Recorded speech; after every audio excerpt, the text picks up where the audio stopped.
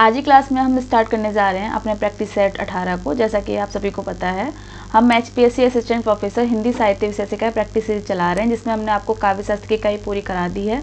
और जो हमारी दूसरी इकाई चल रही है हिंदी साहित्य का इतिहास, तो इसमें क्या है, हमने अपने 17 सेट कर लिए हैं। ठीक है, तो जैसा कि आप सभी को पता है, जो हमारी प्रैक्टिस सीरीज है उसमें क्या है, हम आपको डेली क्या है आपको 15 क्वेश्चन कराते हैं। और 15 क्वेश्चन में भी देखिए जो एक्स्ट्रा चीज़ें होती हैं उस क्वेश्चन से रिलेट करती हैं, या फिर कह लें किसी कवि से, तो उन चीज़ों को भी क्या है हम यहाँ पर बताते हैं। ठीक है, तो आज की जो क्लास है हमारी सेट 18 है। इसमें क्या है, हम कृष्ण भक्ति शाखा से संबंधित, जैसे कि मैंने आपको कहा इससे पहले जो क्लास हुई उसमें हमने सूरदास से संबंधित जो महत्वपूर्ण प्रश्न थे उनको किया। अब जो कृष्ण भक्ति शाखा के जो अन्य कवि हैं, है ना, उनके बारे में चर्चा करेंगे। तो चलते हैं हम अपने पहले प्रश्न की ओर। तो पहला प्रश्न है हमारा कि भागवत का स्वच्छंद पदानुवाद किस रचना को कहा गया है। महत्वपूर्ण प्रश्न है, याद रखेंगे। ठीक है, कि भागवत का स्वच्छंद पदानुवाद किस रचना को कहा गया है। रामचरितमानस को, सूरसागर को, भ्रमर गीत को या रास पंचाध्यायी को। ठीक है, तो रामचरितमानस पहले रचना देख लेते किसकी है, तुलसीदास की। किसकी है, तुलसीदास की। अगर हम बात करें सूरसागर और भ्रमर गीत, ये किसकी है आपके, सूरदास। रास पंचाध्यायी किसकी है, नंददास। किसकी है ये, नंददास की। ठीक है, अगर हम बात करें रास पंचाध्यायी की, तो जो रास पंचाध्यायी है जो नंददास जी ने लिखी है, इसमें देखिए श्रीमद् भगवत की तरह इसमें 5 अध्यायों का वर्णन है। 5 अध्यायों का वर्णन है। इसमें क्या है, नंददास ने श्री कृष्ण और जो गोपियां हैं, ठीक है, या कह लें जो राधा हैं, उनके प्रेम संबंध को आध्यात्मिक रूप में देखा है। याद रखेंगे किस रूप में, आध्यात्मिक रूप में। ठीक है, तो यानी कि इनकी रचना में क्या है, रास पंचाध्यायी में क्या है, आध्यात्मिकता का पुट देखने को मिलता है। आध्यात्मिकता का पुट, यानी कि जो इन्होंने रचना की है उसमें जो श्री कृष्ण और राधा गोपियों के बीच जो रास है या कह रहे प्रेम संबंध है, उसको इन्होंने आध्यात्मिकता के दृष्टिकोण से देखा है। अब जो हमारा प्रश्न था कि भागवत का स्वच्छंद पदानुवाद किस रचना को कहा गया है, तो किसे कहा गया है, रास पंचाध्यायी को। ठीक है, अब ये कहा किसने है, महत्वपूर्ण प्रश्न है कि रास पंचाध्यायी को भागवत का स्वच्छंद पदानुवाद किस कवि या लेखक ने कहा है। तो किसने कहा है ये, बच्चन सिंह ने। ठीक है, याद रखेंगे। चलते हैं हम अपने अगले प्रश्न की ओर। तो अगला प्रश्न है कि उपयुक्त शब्द चयन के कारण किस कवि को जड़िया कहा गया है। ठीक है, यदि आपने मास्टर अच्छे से पढ़ी होगी, नेट की तैयारी आप कर रहे हैं, तो आप आसानी से बता सकते हैं कि जो जड़िया शब्द है किसके लिए उपयुक्त होता है, नंददास के लिए। अब क्यों होता है, क्योंकि इन्होंने जो रचना की है, ठीक है, तो उसमें इन्होंने क्या है, शब्दों का चयन जो रखा है वो उत्कृष्ट रखा है। ठीक है, परिस्थिति के अनुसार उन्होंने शब्दों का चयन किया है, इसीलिए क्या है, इन्हें गवि कड़िया और नंददास जड़िया के नाम से जाना जाता है। यानी कि इनके क्या है, एक तरह से प्रशंसा की जाती है ना, इस तरीके से समझ रहे हैं। तो यहाँ पर आपको समझ में आया होगा कि जड़िया किसे कहा गया है, नंददास को कहा गया है। ठीक, चलते हम अपने अगले प्रश्न की तरफ। तो अगला प्रश्न देख लें कि नंददास के भंवर गीत में गोपियां किस रूप में दिखती हैं। देखिए, इससे पहले जो हमने क्लास कराई, हमने सूरदास के विषय में पढ़ा। तो जैसा मैंने आपको बताया कि जो भ्रमर गीत की जो परंपरा की जो शुरुआत है वो किस कवि के साहित्य से मिलती है, सूरदास से। ठीक है, तो जैसा मैंने आपको उस क्लास में भी बताया और अब भी बता रही हूँ, जब हम किसी पर लिखते हैं तो सबसे पहले उस पर जितना लिखा जा चुका है या किसी ने उस पर लिखा है, तो सबसे पहले क्या हम उसको पढ़ते हैं कि इन्होंने लिखा क्या है। ठीक है, और हम इनसे अलग क्या लिख सकते हैं, समझ रहे हैं आप बात को। तो अगर मैं बात करूं सूरदास की, तो देखिए सूरदास ने जो भ्रमर गीत लिखा, तो इन्होंने क्या है, इसमें जो गोपियां दिखाई वो सहज और सरल, मार्मिक हृदय वाली, यानी कि जो एकदम संवेदनशील थी, ठीक। लेकिन वहीं नंददास के भंवर गीत में आप क्या देखेंगे कि जो इसमें जो गोपियां दिखाई गई हैं वो कैसी हैं, पांडित्य परिपूर्ण। पांडित्य परिपूर्ण से तात्पर्य क्या है कि उनमें तर्क वितर्क करने की शक्ति है। जब उद्धव उनके पास आते हैं और निराकार ब्रह्मा की उपासना का उन्हें उपदेश देते हैं कि तुम ये किस चक्कर में पड़ी हो, ब्रह्म में पूरे दिन डूबी रहती हो, क्यों अपना समय व्यर्थ कर रही हो, निराकार ब्रह्मा की उपासना करो, ठीक है। तो यहाँ पर क्या है, जो गोपियाँ हैं उन्होंने तर्क वितर्क से क्या है, जो उद्धव हैं उनके मुंह को बंद कर दिया।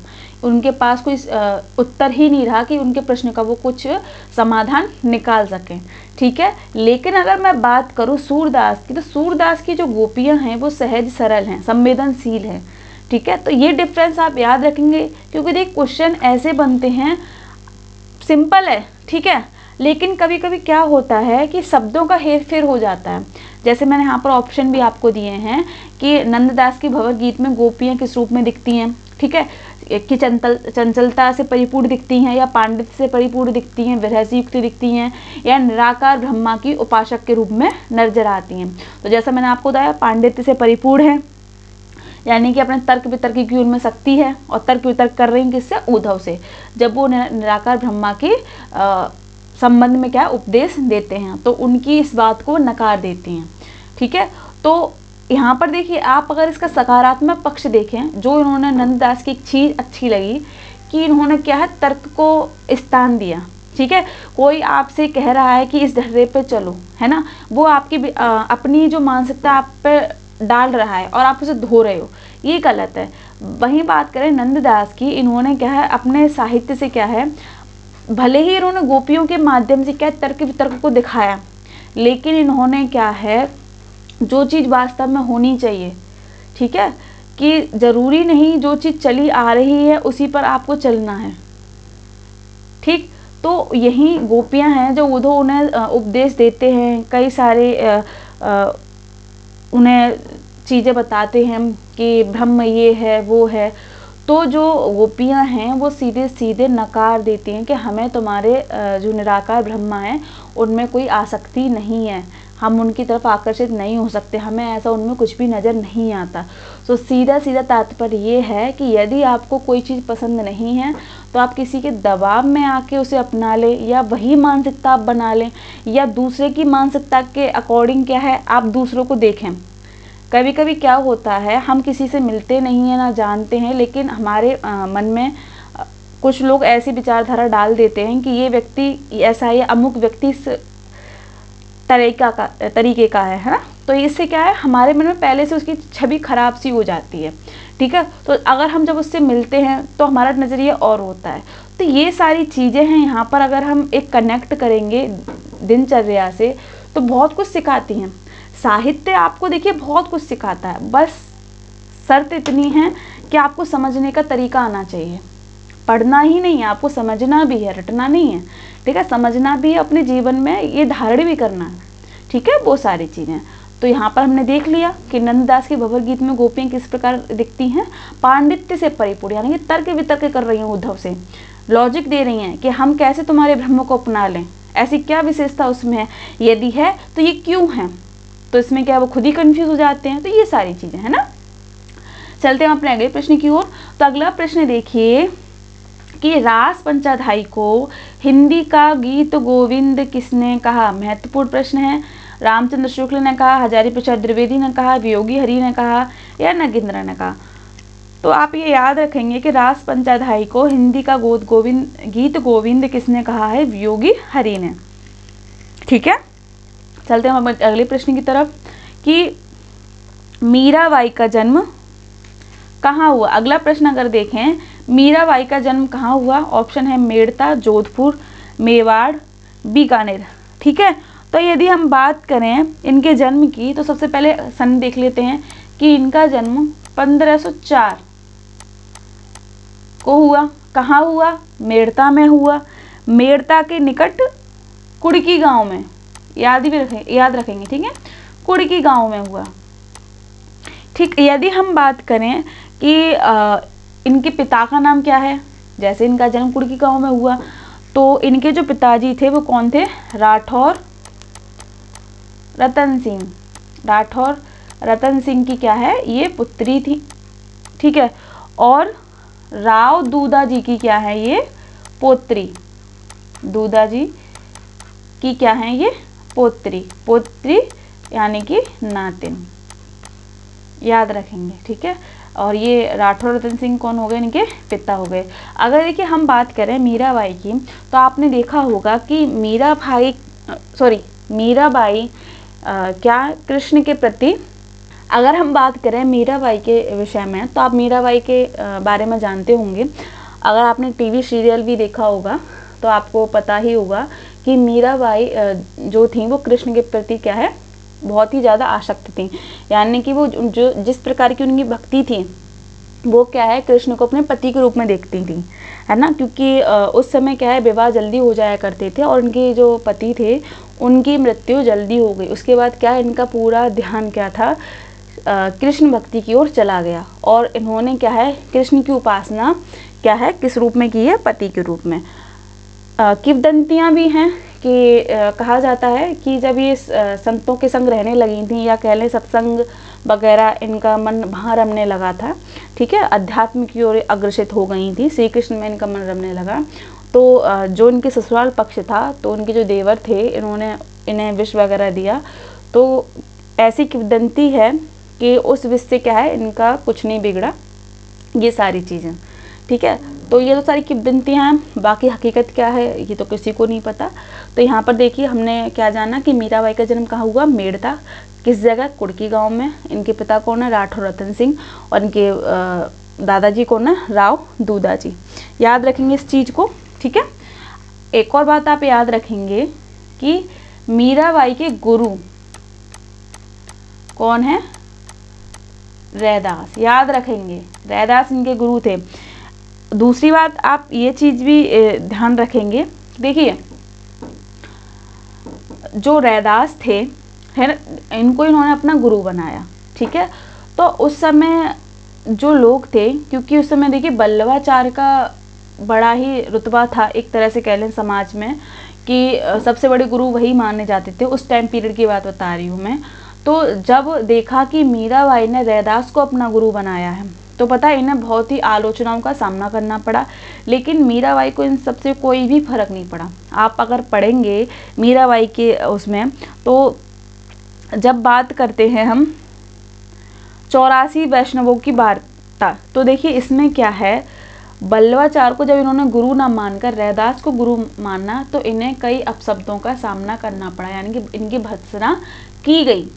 तो ये सारी चीज़ें हुई, आपको ये चीज़ें पता होनी चाहिए, इनके गुरु के बारे में पता होनी चाहिए, ठीक है। और प्लस किन के कारण इन्हें भला बुरा सुनना पड़ा, कौन थे वो? बल्लवाचार, क्योंकि इन्होंने बल्लवाचार को अपने गुरु के रूप में चयनित नहीं किया। याद रखेंगे आप, ठीक है। चलते हैं अपने अगले प्रश्न की तरफ। अगला प्रश्न देखिए कि मीराबाई के पति कौन थे, ठीक है। अब मीराबाई के पति, ये प्रश्न पूछा जाता है। रतन सिंह, ये तो पिता हो गए इनके, कौन है? पिता। राव दूदा जी, ये दादाजी, ठीक है। भोजराज, ये इनके पति हैं, ये इनके पति हैं, ठीक है। इनकी मृत्यु जल्दी हो गई थी, तो इस कारण क्या है, फिर इनका पूरा जो ध्यान था वो श्री कृष्ण की उपासना में चला गया, ठीक। चलते हैं अपने अगले प्रश्न की तरफ। अगला प्रश्न देखिए कि नरसिंह जी का मायरा किसकी रचना है? महत्वपूर्ण कृति है, याद रखेंगे। किसकी रचना है? मीराबाई की रचना है। इसके अतिरिक्त अगर हम बात करेंगे मीराबाई की और कौन सी रचनाएं हैं, तो पहली है गीत गोविंद की टीका, याद रखेंगे, गीत गोविंद की टीका। राग सौराठ का संग्रह, याद रखेंगे, ये भी इनकी कृति है, राग सौराठ का संग्रह, ठीक है। इसके साथ ही देखिए राग गोविंद हो गई, राग गोविंद, मलार राग, मलार राग, सत्य भामानारूषणा, सत्य भामा नारूसड़ा, मीरा की गरवी,